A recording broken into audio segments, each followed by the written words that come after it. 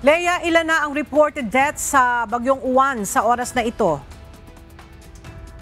Magandang tanghali sa iyo, Ella. Mula sa 2 kahapon, umabot na sa 6 ang napaulat na nasawi sa pananalasa ng Bagyong Uwan.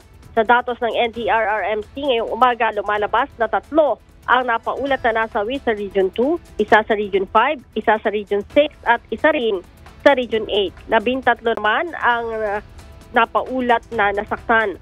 Umabot naman, Ella, sa mahigit sa 652,000 na pamilya ang apektado ng bagyo.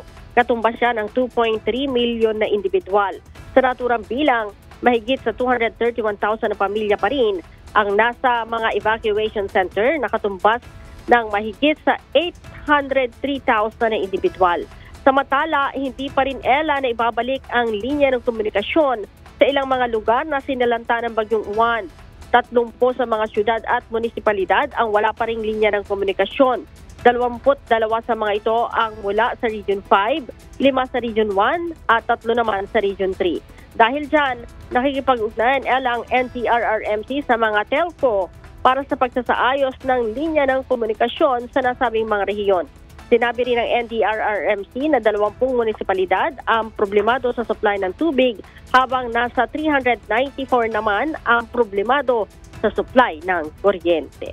Ella? Alright, maraming salamat, Leia Ilagan.